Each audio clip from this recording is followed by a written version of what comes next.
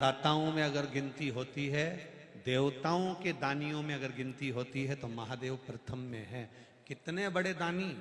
अपनी खुद की लंका सोने की नगरी जो पार्वती जी के लिए बनवाई थी, वो सोने की नगरी लंकापति रावण को दे देते हैं।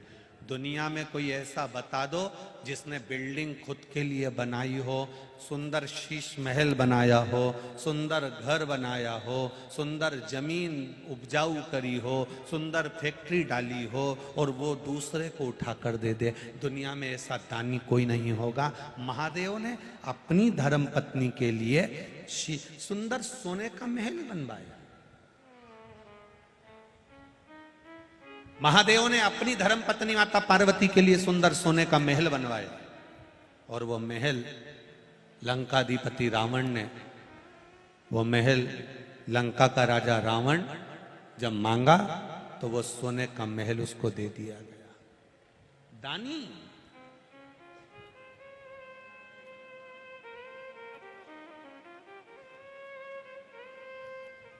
महाराज, फिर भी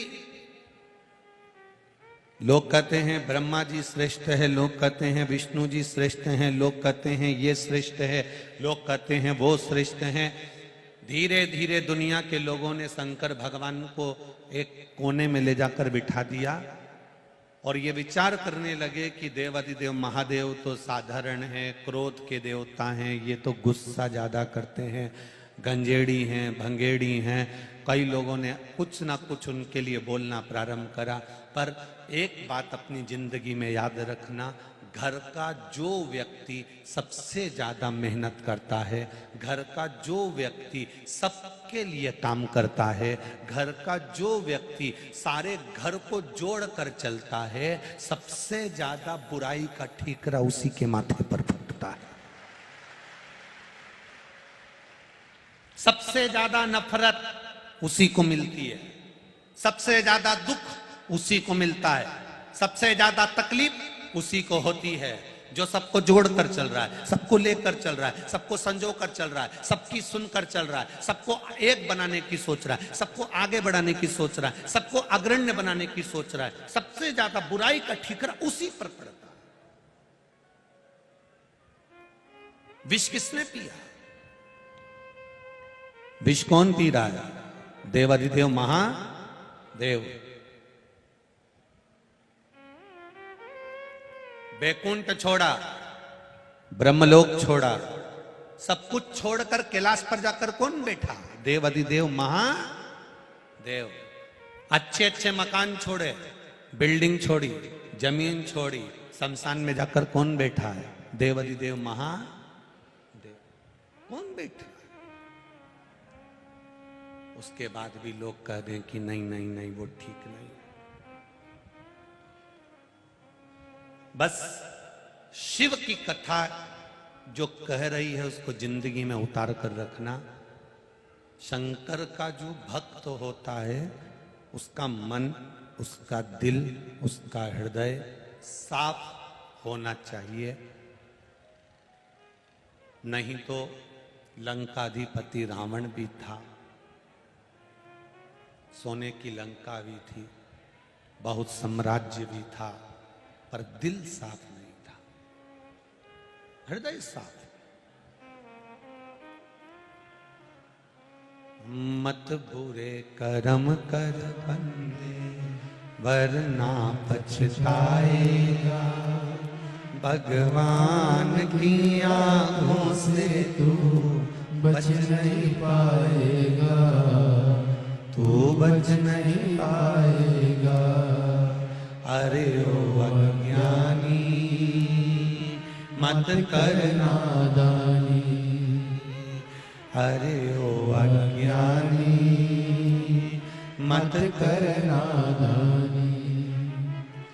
तेरे कर्म का फल भी तू ही पाएगा, जैसा किया तूने तेरे आगे आएगा।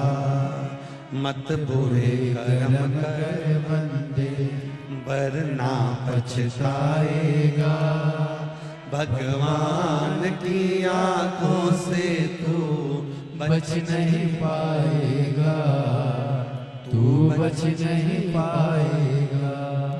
तुमने जो कमाया उसका भोग तुम कर पाओगे कि नहीं कर पाओगे, इसकी कोई गारंटी नहीं।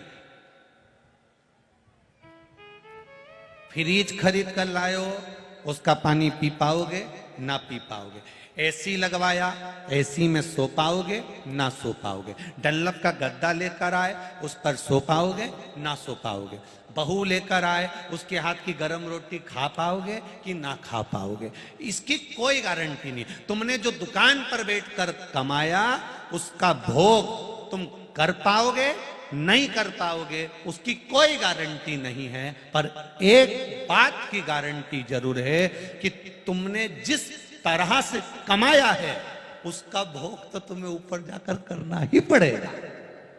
जैसा कमाया उसका भोग तुम्हें करना पड़ेगा। जो तुम कमाए अपने कर्म का भोग मनुष्य को करना पड़ता है। राम जी ने छुपकर बाली को मारा था, उस बाली ने कृष्ण अवतार में छुपकर भगवान कृष्ण को मारा था। कर्म का भोग तो करना पड़ता है। सीता जी ने एक चिड़िया को पिंजरे में रखा, मां जानकी को पिंजरे में रहना पड़ा, लंका में कैद होकर रहना पड़ा। माता सीता ने गर्भवती चिड़िया को कैद में रखा था और उसको बाद में फेंका, बाद में जाने दिया। उसी तरह माता जानकी भी जब गर्भ से हुई तो उनको भी अपने घर से दूर जाना पड़ा। यह कर्म का भोग है, जिसको भोगना है मनुष्य को भोगना पड़ेगा। तुमने जो कमाया उसका तुम भोग कर पाओ ना कर पाओ वो गारंटी नहीं, पर कर्म का भोग मनुष्य को करना ही पड़ता है, वो करना है।